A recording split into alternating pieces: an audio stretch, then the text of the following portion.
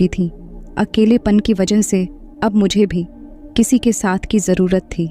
मुझे अपनी ज़िंदगी में ऐसे साथी की ज़रूरत महसूस होती जो मेरी तन्हाई को दूर करके मेरी ज़िंदगी को खुशियों से भर दे। पर मेरे घर में कोई था ही नहीं और मेरी उम्र ज़्यादा होने की वजह से मेरे लिए कोई अच्छा रिश्ता भी नहीं आते। मेरे दिन कुछ यूं ही गुजर रहे थे कि एक दिन मैं बाज़ार गई थी तो वहाँ मेरी बहुत पुरानी सहेली मुझे मिल गई। हम दोनों एक दूसरे से बहुत दिन बाद मिले थे।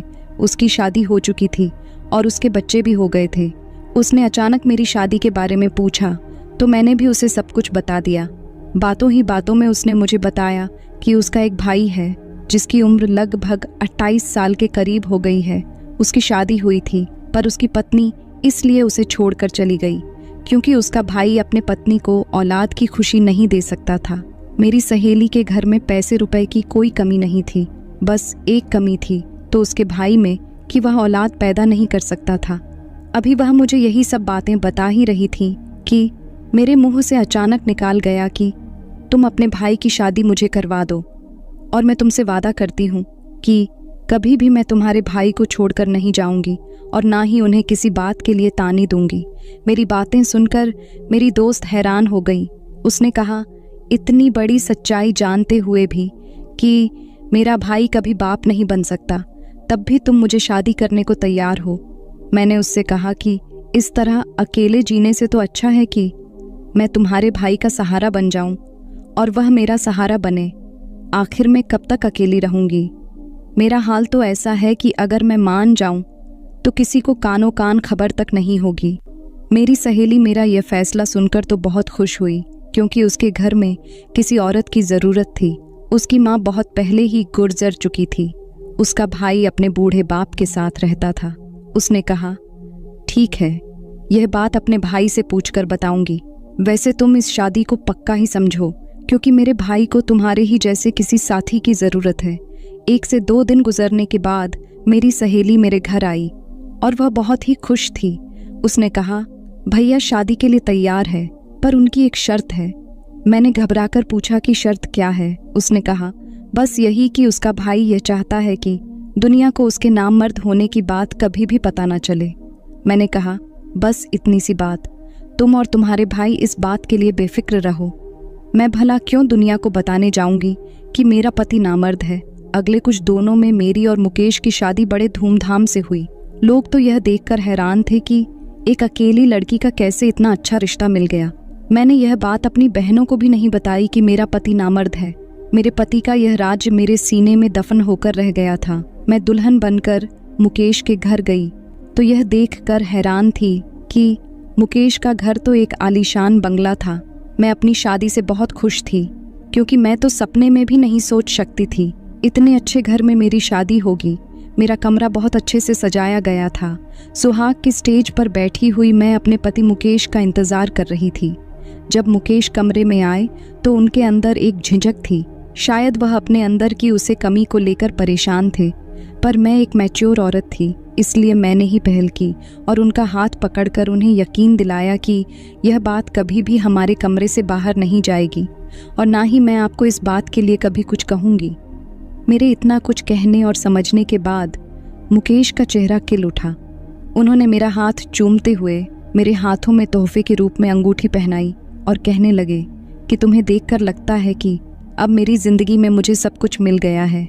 मुझे भी कुछ ऐसा ही लग रहा था कि मैं अपनी ज़िंदगी में बहुत खुश हूँ, मगर मुझे क्या पता था कि आने वाला वक्त मेरे लिए मेरी ज़िंदगी की आजमाइश साबित होगा।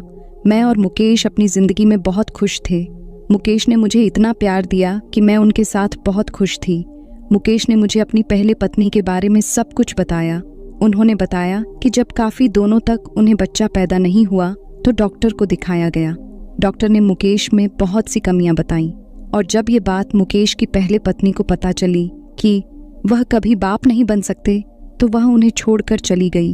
मुकेश ने बताया कि दूसरी शादी के बारे में उन्होंने इसलिए नहीं सोचा कि दूसरी पत्नी भी अगर मुझे छोड़कर चली जाएगी तो मुझे यह सदमा बर्दाश्त नहीं होगा, लेकिन मैंने सब कुछ जानते हुए इनसे शादी की, ख्वाहिश का इजहार किया था, इसलिए उन्होंने मुझसे शादी की। मेरे दिल में भी बच्चे की तमन्ना थी, पर मुझे यह बात बहुत अच्छे तरीके से पता थी कि मेरा पति मुझे औलाद नहीं दे सकता, इसीलिए मैंने औलाद के ख्वाहिश को अंदर ही मार दिया था और मुकेश को यकीन दिलाया कि मैं आपसे कभी बच्चे की ख्वाहिश नहीं रखूंगी। हर गुजरते दिन के साथ मैं मुकेश के घर में अपनी जगह बनाती जा रही थी। मैं मुकेश और उनके पिता की खूब सेवा करती। शाम के वक्त हम सब एक साथ बैठकर चाय पीते। मुकेश को ऑफिस से आने में लेट हो जाता, इसलिए मुझे बोरियत महसूस होती तो मैं अपने ससुर जी से बातें करती। उनका भी दिल बहल जाता और मेरा वक्त भी गुजर जाता। मेरी शादी को 3 से 4 महीने गुजर चुके थे, पर कुछ दोनों से मुझे महसूस हो रहा था कि मेरी तबीयत कुछ ठीक नहीं है। एक दिन हम सब खाने की टेबल पर बैठे हुए थे, तभी अचानक मुझे चक्कर सा आया और मैं गिरते गिरते बची। मेरी हालात देखकर मुकेश ने मुझे कहा कि लगता है तुम बहुत कमज़ोर हो गई हो, अपने खाने पीने का ख्याल तो रखती नहीं हो ठीक से। खाना खाने के बाद हम तुम्हें डॉक्टर के पास लेकर चलेंगे ताकि तुम्हें डॉक्टर कुछ ताकत की दवाइयाँ दे दी और तुम खाना अच्छे तरीके से खाने लगो और तुम्हारे अंदर की कमज़ोरी भी दूर हो जाए। मैं डॉक्टर के पास नहीं जाना चाहती थी, पर मुकेश ने मेरी एक नहीं सुनी। ऑफिस जाने के बजाय वो मुझे डॉक्टर के पास लेकर चले गए। डॉक्टर ने मेरा चेकअप किया और चेकअप करने के बाद जो कहा उसे सुनकर तो हम दोनों पति पत्नी सुन रह गए। डॉक्टर ने बड़ी खुश होकर यह खबर सुनाई, पर यह खबर सुनते ही हम दोनों के चेहरे की हवाइयाँ उड़ गईं। मैं और मुकेश बहुत ही अजीब नज़रों से एक दूसरे को देखने लगे, क्योंकि मुझे और मुकेश को यह बात बहुत अच्छे तरीके से पता थी कि मुकेश कभी बाप नहीं बन सकते। तो फिर यह बच्चा किसका है? आखिर में प्रेग्नेंट हुई तो हुई कैसे? डॉक्टर के हाथ से मुकेश ने रिपोर्ट ली और बिना कुछ कहे बाजू से मुझे पकड़कर गाड़ी तक ले आए और इतनी तेज़ रफ्तार में गाड़ी चलाई कि मेरी चीख ही निकाल गई। मुझे भी कुछ समझ में नहीं आ रहा था कि आखिर हो क्या रहा है। हम दोनों घर पहुंचे तो मेरे ससुर जी हमारे इंतज़ार में बाहर बैठे हुए थे। हम दोनों को घर आता देख फिक्रमंदी से पूछने लगे, बहू की तबीयत कैसी है बेटा? डॉक्टर ने क्या कहा है? मुकेश के गुस्से का पारा हाई था। उन्होंने गुस्से में कहा कि आपकी बहू प्रेग्नेंट है, जबकि यह बात मैं बहुत अच्छे तरीके से जानता हूँ कि यह बच्चा मेरा नहीं है। मुकेश की बातें सुनते ही मेरे ससुर जी मुकेश से कहने लगे, तुम ये सब कैसी बातें कर रहे हो? मैं हॉल में पड़े सोफे पर गिर गई, क्योंकि मुझ में इससे ज़्यादा बर्दाश्त करने की हिम्मत नहीं थी। मैं बेकसूर थी, लेकिन मेरा पति चेक चेक कर मुझे बेइज्जत कर रहा था।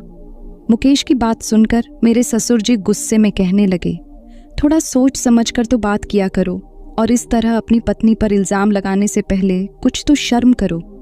अपने ससुर जी की बातें सुनकर मुझे थोड़ी हिम्मत मिली।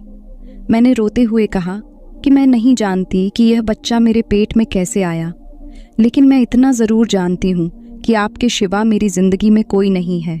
मुकेश ने गुस्से में कहा, तुम तो चुप ही रहो। आज मुझे समझ में आया कि आखिर तुम्हारी शादी क्यों नहीं हो रही थी, और तुमने मुझे शादी इसीलिए की क्योंकि तुम्हें अच्छे तरीके से पता था कि मैं कभी बाप नहीं बन सकता। इसीलिए मैं तुम्हारे हर जुर्म को बर्दाश्त कर लूँगा। लेकिन तुम गलत थी, क्योंकि मैं इतना बेवकूफ़ नहीं हूँ कि किसी और के बच्चे को अपना नाम दूंगी। इसीलिए बेहतर यही होगा कि तुम अभी और इसी वक्त अपना सामान उठाओ और यहाँ से चली जाओ। मेरे ससुर जी ने मुकेश को समझने की बहुत कोशिश की, पर मुकेश गुस्से में पागल हो चुका था। वह कुछ भी जानना और समझना को तैयार ही नहीं था। मुकेश ने गुस्से में मेरा हाथ पकड़ा और आधी रात को मुझे बाहर निकाल दिया। मैं रोते बिलखते अपने घर वापस आ गई। मेरा और मुकेश का रिश्ता जहाँ से शुरू हुआ था, शायद वहीं पर ख़त्म होने वाला था। ये सब सोचते सोचते मेरी तबीयत बिगड़ रही थी, पर मुझे अभी भी मुकेश की परवाह थी, क्योंकि मैं उससे बहुत प्यार करती थी। मैं सारी रात रोते ही रह गई और रोते रोते न जाने कब मेरी आंख लग गई, मुझे पता ही नहीं चला। मेरी आंख उसे वक्त खुली जब दरवाजे पर दस्तक हुई। मैंने दरवाज़ा खोला तो सामने मेरी नंद खड़ी थी। रोते हुए मैं उसके गले लग गई। रोते रोते मैं उससे कह रही थी कि मैं बेकसूर हूँ और मुझे नहीं पता कि यह बच्चा मेरे पेट में कैसे आया। मेरी सहेली, जो कि मेरी नंद भी थी, वह मुझे समझते हुए कहने लगी, तुम चिंता मत करो, सब कुछ ठीक हो जाएगा। मेरी सहेली मुझे समझाकर चली गई। मुझे अपनी सहेली की बात पर बिल्कुल भी यकीन नहीं था। आखिर यह सब वह कैसे ठीक कर सकती थी। बहुत सोचने विचारने के बाद मेरे दिमाग में यह बात आई कि कहीं मेरे ससुर जी ने तो मेरे साथ कुछ गलत नहीं किया, क्योंकि शादी के बाद मेरी ज़िंदगी में मुकेश के अलावा अगर कोई मर्द था तो वह थे मेरे ससुर जी। पूरे दिन रात वही मेरे साथ रहते थे। मुकेश तो ऑफिस से घर आने में कभी कभी रात के 12 बजा देते थे। रात का खाना खाने के बाद जब मैं अपने कमरे में जाकर सो जाती थी तो मेरे ससुर जी कहीं मेरे साथ ये सब बातें सोचते ही मेरे रोंगटे खड़े हो जाते। उनका मेरे ऊपर प्यार जताना और हद से ज़्यादा ख्याल रखना आज मुझे कुछ खटक रहा था। इसी सोच विचार के साथ किसी तरह मैंने 1 हफ्ता गुजर दिया और हर गुजरते दिन में भगवान से बस यही प्रार्थना करती कि भगवान मुझे बेकसूर साबित कर दो और मैं अपने पति के साथ दोबारा अपनी ज़िंदगी शुरू कर सकूं। मेरी दोनों बहनें अपनी ज़िंदगी में ऐसे मग्न थीं कि उन्हें मेरी ज़रा भी परवाह नहीं थी, जबकि मैंने उन्हें माँ बाप की तरह पाला था। 1 हफ्ते बाद जब मेरी नंद मेरे पति मुकेश के साथ मुझे लेने के लिए मेरे घर आई, मुकेश को दरवाजे पर देखकर मैं हैरान रह गई। मुझे कुछ समझ ही नहीं आ रहा था कि आखिर मुकेश मुझे लेने आए कैसे, लेकिन मेरे लिए तो बस इतना ही काफ़ी था कि मुझे दोबारा मुकेश की ज़िंदगी में शामिल होने का मौका मिल रहा है। मैं बिना कुछ पूछे उन दोनों के साथ गाड़ी में जाकर बैठ गई, पर जब घर पहुंची तो मैंने देखा घर को बहुत अच्छे तरीके से सजाया गया था और मेरे ससुर जी ने बहुत खुशी मन से मेरा स्वागत किया। ये सब देखकर मैं हैरान थी कि आखिर यह सब हो क्या रहा है। मेरी सहेली ने बड़े प्यार से मुझे गले लगाया और मुझे कहने लगी कि तुम्हारा बहुत बहुत शुक्रिया कि तुमने मुझे बुआ बनने का मौका दिया। मैंने हैरत से एक नज़र मुकेश पर डाली तो राकेश शर्मिंदगी से नज़र झुकाए खड़े थे। मेरी सहेली यानी कि मेरी नंद सारा सच मुझे बताने लगी। उसने बताया कि पापा को तुम्हारे ऊपर विश्वास था कि तुम एक अच्छी लड़की हो, तुम कभी भी कोई गलत काम नहीं कर सकती। यह सब जानने समझने के बाद भैया फिर दोबारा उसी लेडी डॉक्टर के पास गए जिसने पहले कभी उन्हें बताया था कि वो कभी बाप नहीं बन सकते। उस डॉक्टर ने भैया को देखते ही पहचान लिया, पर जब भैया ने उन्हें बताया कि मेरे दूसरी पत्नी प्रेग्नेंट है तो लेडी डॉक्टर ने भाई को ऐसा सच बताया जिसे सुनकर उनके सर पर आसमान टूट पड़ा। भाई के अंदर कोई कमी ही नहीं थी। उनकी पहले पत्नी भाई के साथ रहना ही नहीं चाहती थी, इसीलिए ऐसी दवाइयाँ इस्तेमाल करती थी कि वह कभी प्रेग्नेंट ना हो और भाई पर झूठे इल्ज़ाम लगाकर छुटकारा पाना चाहती थी। और इसीलिए उसने पैसे के दम पर झूठी रिपोर्ट बनवाएं कि भाई कभी बाप नहीं बन सकते। यह सब होने के बाद भी दिन रात भाई को नामर्द होने का ताना देती थी। इसीलिए तंग आकर भाई ने खुद ही उसे औरत को तलाक दे दी। मेरी सहेली ने यह सब मुझे बताकर फिर से मुकेश की ज़िंदगी में मुझे आने का मौका दे दिया था। नहीं तो मैं इसी सोच के साथ जी रही थी कि आखिर यह बच्चा किसका है। मैं तो अपने ससुर जी पर ही शक करने लगी थी। मुकेश मुझसे अपने की माफ़ी मांगने लगे, लेकिन मुझे उनसे कोई शिकायत नहीं थी, क्योंकि उनकी जगह कोई और भी होता तो वो भी शायद ऐसा ही करता। मेरे घर आने की खुशी में मैंने और मुकेश ने मिलकर केक काटा था और मेरे ससुर और मेरी सहेली ने हमारे अपने होने का फ़र्ज़ निभाया था। मेरे ससुर ने मेरे सर पर हाथ रखकर मुझे बहुत सारी दुआएं दी, पर दिल ही दिल में शर्मिंदगी महसूस कर रही थी कि कुछ लम्हों के लिए ही सही मैंने अपने ससुर के ऊपर शक किया। हमारे रिश्ते कितने नाजुक होते हैं, जिन्हें बहुत प्यार से संभल कर रखना पड़ता है। कभी कभी इंसान की मामूली सी गलती से हमारे रिश्ते शीशे की तरह टूट कर बिखर जाते हैं। तो दोस्तों, अगर वीडियो पसंद आई हो तो वीडियो को लाइक और चैनल को सब्सक्राइब करें। वीडियो देखने के लिए आपका बहुत बहुत धन्यवाद।